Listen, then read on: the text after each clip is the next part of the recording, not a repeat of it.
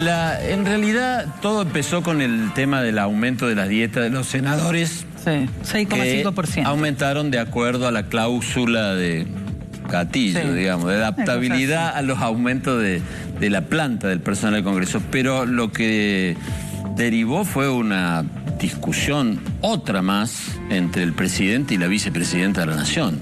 Muy fuerte, ¿no? Sí. Primero, el presidente ayer lo mostrábamos cuestionando, ¿no?, a la casta, el vivir a expensas de los argentinos, no tener ninguna empatía. Dice, el aumento de sueldo del Senado es una traición al pueblo argentino. Los sueldos del Poder Ejecutivo se encuentran congelados desde el 10 de diciembre. No hubo aumento de sueldo para ministros, secretarios, subsecretarios. Tampoco para mí, que además renuncié a mi jubilación de privilegio. ¿Por qué? Porque esta administración entiende que el esfuerzo lo tiene que hacer la política, no la gente trabajadora que paga los impuestos. En ese sentido, expreso mi máximo repudio al vergonzoso aumento de sueldo que acaba de ocurrir en la Cámara de Senadores. Hace poco se había aumentado el sueldo a 7 millones de pesos, pero parece que no les alcanza. Hoy se aumentaron el sueldo a 9 millones. ¿Quién cobra 9 palos por mes? Nadie. Mientras millones de compatriotas se esfuerzan por salir adelante tras la catástrofe económica generada por Sergio Massa, la Cámara de Senadores debería tener empatía con los argentinos y no tomarles el pelo aumentándose el sueldo todos los meses. Parece que no comprenden que el sueldo que perciben sale de los impuestos que pagan todos los argentinos. Bueno, fuerte, ¿no? Ahí está el párrafo. No sé quién fue el responsable de semejante burla, pero quienes han avalado estos atropellos a los trabajadores sufrirán las consecuencias en las urnas cuando el pueblo se exprese mediante el voto. Ahí empezaba el mensaje a Villarruel, que hoy lo replicó Villarruel en otra de sus publicaciones, bueno, planteando que ella no tiene nada que ver, que la decisión de aumentar, ella autoriza el aumento de los empleados, que no votó, ella no vota, y habilitando, dice, como presidente de sesión, convoqué una sesión especial el jueves a las 10 para que los senadores debatan sobre el aumento de sus sueldos de frente y en forma pública, nominalmente y exponiendo sus posiciones. Así terminamos con las sobreactuaciones que parasitan a la política argentina en todos los órdenes y que nos tienen angustiados a todos. Sobreactuaciones. Sobreactuaciones. Sí, un poco Milei, un poco algunos criticar senadores el aumento también. sería una sobreactuación. Anoche, no me acuerdo si en La Nación Más o en TN, bueno, no importa, pero pusieron al aire una encuesta que la sitúa a Villarruel como la dirigente política en mejor imagen por de la encima Argentina. Que Javier Milei. Sí, hay varias encuestas que están ahí un poquito. Villarruel, luego Bullrich y creo que Milei venía cuarto. Sí. Bueno, si les parece, en el diferencial de positivo y negativo, repasamos en qué escenario está planteada la discusión entre Javier Milei y Victoria Villarruel, donde ya cada vez es más abierto el enfrentamiento. El primero tiene que ver con lo que ocurrió en la última cena de camaradería de las Fuerzas Armadas, donde no fue, pero en el fondo el tema de los militares y la seguridad fue durante la campaña el tema que le iban a dar a la vicepresidenta para que estuviera gente de ella, para que ella coordinara, comandara esas dos carteras. En el acuerdo con Bullrich terminaron para Bullrich y Petri, que había sido la fórmula de Juntos por el Cambio. Otro de los temas de discusión es todo lo del rol protocolar. Ahí Karina Milei está jugando fuerte, que no la deja, cada vez la van menguando más en las apariciones públicas. La discusión siguiente es la agenda del Senado, no solo el tema de las dietas, sino las discusiones. Se ha quejado varias veces Milei que ella supuestamente no hizo nada para impedir que algunos temas que le complicaban el gobierno se trataran. Cuando se votó, se rechazó el DNU, se enojó el gobierno, ella respondió y demás. Y la otra, la más fuerte hoy, es la postulación del hijo. Dijo Villarruel, para mí no reúne las condiciones necesarias para ser miembro de la Corte Suprema de Justicia, con lo cual, a toda la crítica de los aliados, hoy jueves en Arriba Córdoba ratificaba que él y el bloque del PRO no votan al hijo, hay radicales que no votan al hijo, el kirchnerismo empieza a dudar de su aparte el kirchnerismo tiene una situación de fragmentación política con toda la situación de Alberto Fernández y toda la crisis que está atravesando, con lo cual la postulación del hijo pende más que de un hilo. Tiene que juntar 2/3, 48 votos. Muy complicada la situación. Lo que pasa es que la única manera que tiene de llegar a los 2/3 es con un amplio aval del kirchnerismo. Todo el kirchnerismo. Es una mancha fuerte para el gobierno de Milei. Es que ahora perdió propio como Paltroni, perdió aliados como Juez y el PRO. Sí. Necesita todo el kirchnerismo. No le queda otra. Y los provinciales. Hoy Yarló le dijo hace un rato que él no tenía objeciones, pero Vigo todavía sigue sin pronunciarse. Los otros federales también siguen sin pronunciarse. Sí, bueno, y Lustó acordando otras cosas con los kirchneristas. Hoy también, Lustó, ¿no?, fue designado presidente de la Cámara Bicameral de Seguimiento de los Organismos de Inteligencia en un acuerdo con el kirchnerismo. Lo que pasa es que decir que Milei para aprobar el pliego del hijo necesita del concurso de todos los kirchneristas incluye a Lustó. Claro, porque Lustó está más cerca del kirchnerismo que de otra cosa. Bueno, la cuestión es que el tema de las dietas sigue siendo central. Y esto que veíamos, hoy los diputados dijeron, los senadores dijeron, bueno, nos retrotraemos el último aumento. Pero parece, digamos, no tener mucho sentido. ¿Qué hizo Villarruel? Eso es lo que le mostramos en el Twitter. Decía esto, escuchamos y vemos qué quiere decir lo que decía. ¿Qué decía el hijo? Esto decía. Del doctor Lijo es pública. La he expresado en la única entrevista que he dado en estos meses. No estoy de acuerdo con la candidatura del juez Lijo, principalmente por razones prácticas. Creo que está reemplazando la banca de una mujer. Es un juez que ha lesionado mucho los vínculos a raíz de su candidatura, es decir, ha partido mucho a la sociedad su candidatura.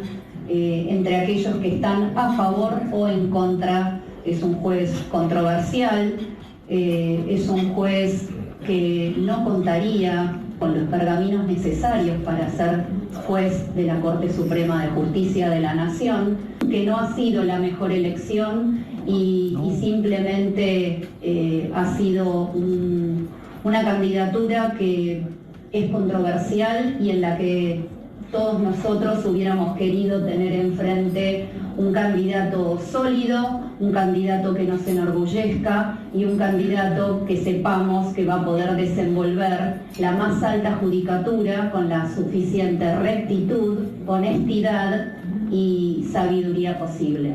No creo que sea el caso.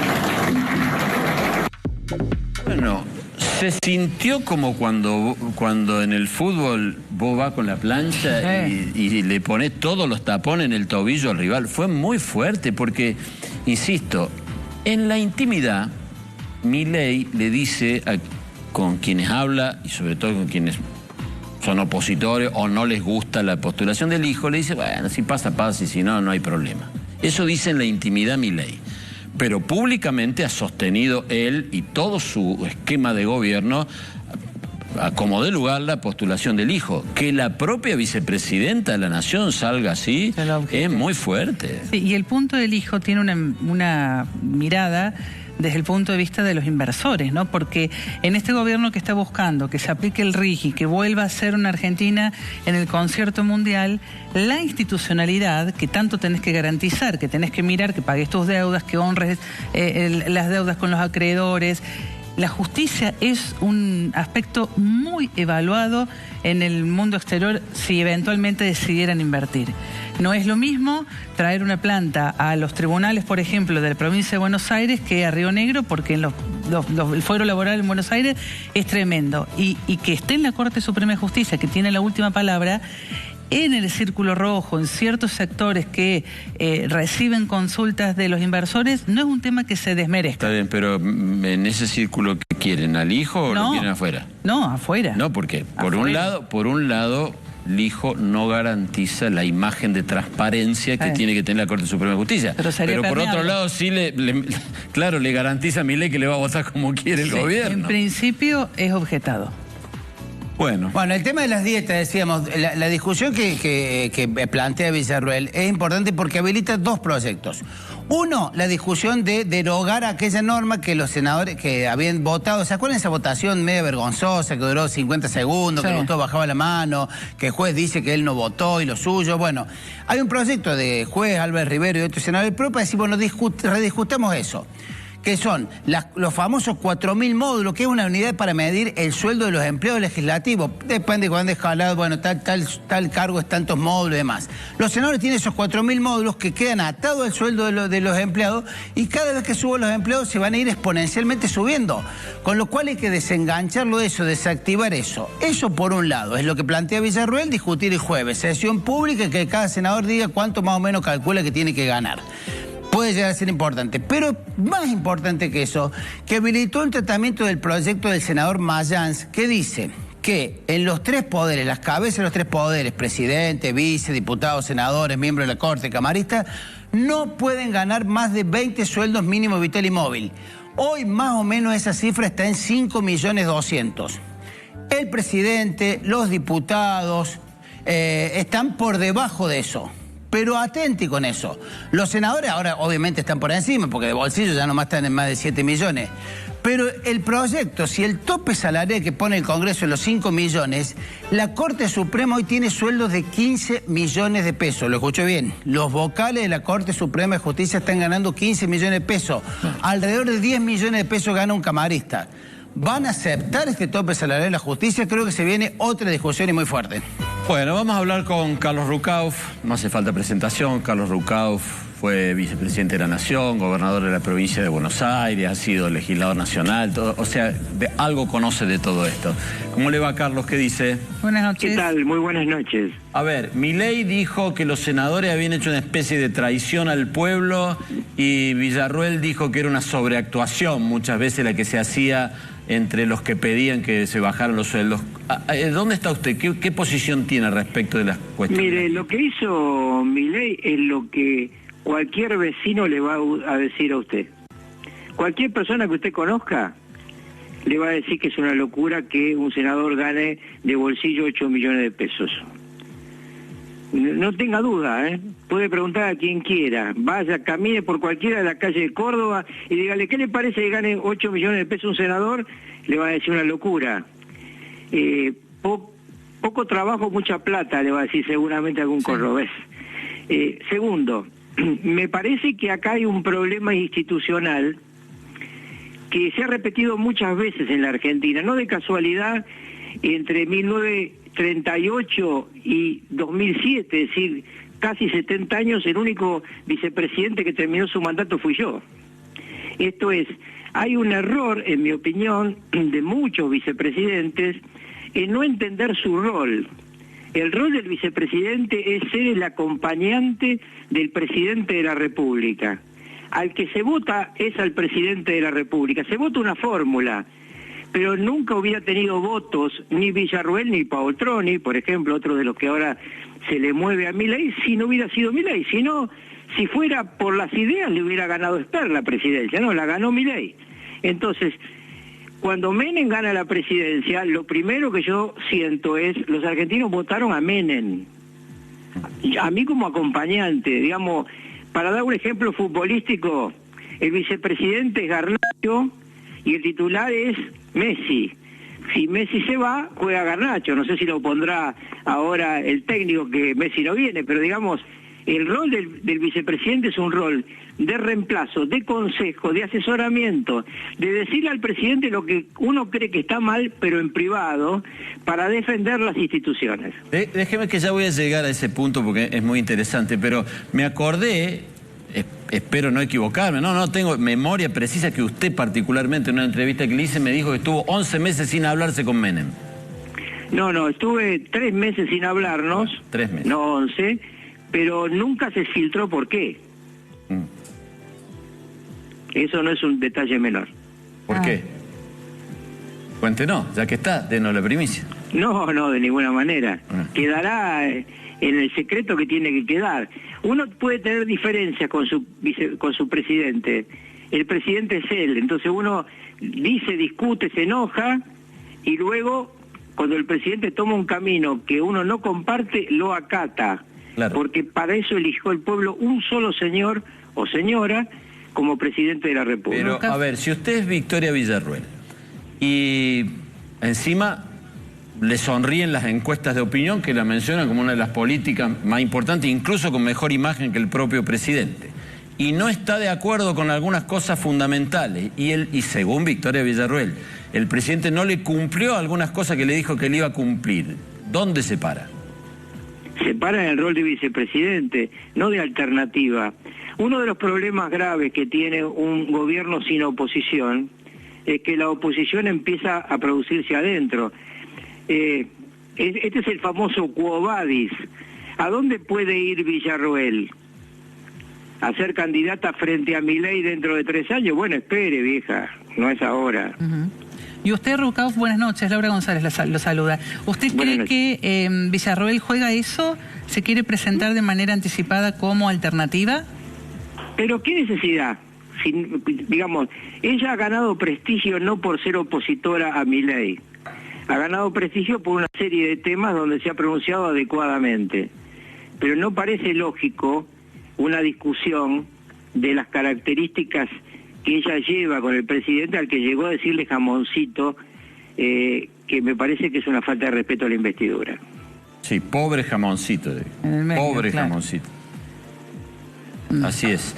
Carlos, aprovecho. ¿Cómo ve usted la imagen del kirchnerismo y el peronismo después de lo de Alberto Fernández y dónde cree que terminará eso? Mire, el kirchnerismo se va a refugiar en su jefa, que sigue manteniendo un 20-25% de intención de voto, caigan rayos o centellas. Lo va a dejar solo a Alberto Fernández, como si nunca lo hubiera conocido. En cualquier momento no lo saluda ni por la calle. Bueno, tampoco puede salir por la calle, ¿no? Alberto Fernández es un personaje siniestro, el peor presidente de la historia constitucional argentina, y ahora nos enteramos que además es un golpeador. Y está en un juicio por corrupción muy grave en materia de seguros, que todavía no sabemos cómo va a terminar. Lo único que yo advierto sobre esto es: hay que defender a la golpeada, hay que garantizarle a la golpeada que pueda actuar con todo el peso de la ley sobre el golpeador, pero que no termine Fabiola haciéndole un juicio al Estado argentino.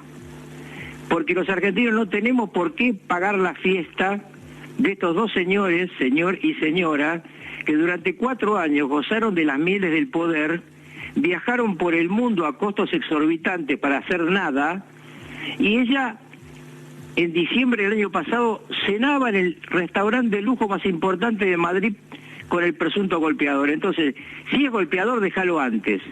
Me va a decir seguramente alguien, no, pero no podía. Mire, estuvo a solas con el Papa, estuvo 3 días sola en Roma, no le pudo contar al Papa lo que pasaba, porque realmente hay que proteger a la mujer golpeada, pero también hay que tener mucho cuidado con que esto no sea nada más que un negocio. Está bien, Carlos, le subrayo una parte de la pregunta, que era el final del kirchnerismo, el peronismo. ¿Usted lo ve como muchos, que va a ser un golpe muy duro, que el peronismo por un lado y el kirchnerismo por otro, los dos juntos, les va a costar mucho volver de esto? Mire, el peronismo está absolutamente fracturado hace muchos años. Usted va a ver seguramente un canal por el medio del famoso peronismo cordobesista con algunos aliados como Pichetto, etcétera. Va a haber un sector del peronismo cerca de Milei y otro sector del peronismo que sigue capturado por Cristina.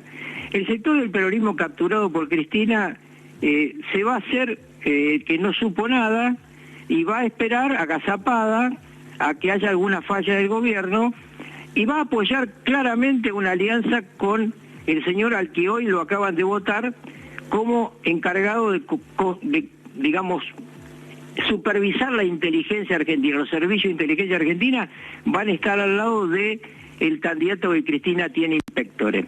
Bueno, Carlos, lo quiero despedir, pero me quedó dando vuelta esos 3 meses que no se habló con Menem. ¿Nunca va a contar eso? O sea, ¿se lo va a llevar...? No, porque los temas entre un presidente y un vicepresidente tienen que quedar en la intimidad, porque no hay que violar las instituciones. Por eso uno puede tener diferencias, pero no debe ser ni intentar ser alternativa.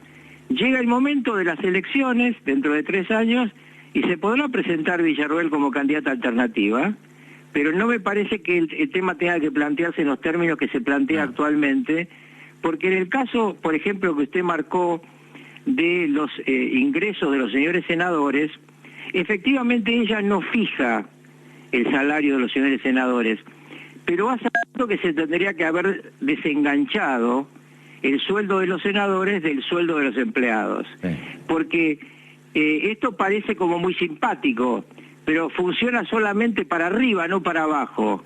Es decir, hay paritarias de los trabajadores y después un inmenso impacto sobre el sueldo de los señores senadores y senadoras. No es que ellos se suben el sueldo y los empleados cobran más, es al revés, están enganchados al revés. Y esto es una cosa que sí tendría que haberse modificado y haber puesto en aprietos al kirchnerismo, que es el padre de esta criatura, porque todo el tema de la corrupción que estamos viendo es un tema que Mayán realmente es el representante de Infran en el Senado, que se ponga a tratar de plantear la transparencia en los sueldos. Además, todo una mentira, porque ustedes citaban un tema que no puede modificar el Parlamento argentino. El Parlamento no puede modificar el salario de los jueces, porque es un poder del Estado distinto y es un poder del Estado que tiene intangibilidad en sus ingresos. Entonces, otra mentira del kirchnerismo. Mayán es la mentira caminando. Bueno, más allá de coincidir con lo que usted ha señalado, usted es un hombre muy inteligente, Carlos, y ha eludido con mucha sagacidad la pregunta que yo le había hecho. Pero bueno, lo dejamos por otra vez. No, que para qué nunca se la voy a contestar a usted ni a nadie.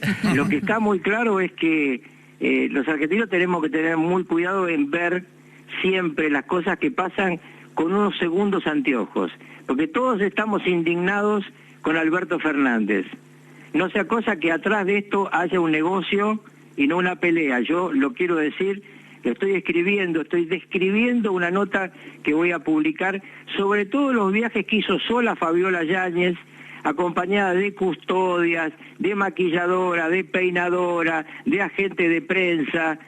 A nadie le pudo contar antes, o cuando se acaban las mieles del poder se denuncia y de paso se trata de que los argentinos paguemos una vez más, no solamente la desgracia de haberlos tenido como pareja presidencial, sino una indemnización. Que pague Alberto Fernández, con la cárcel y con dinero, pero no el pueblo argentino.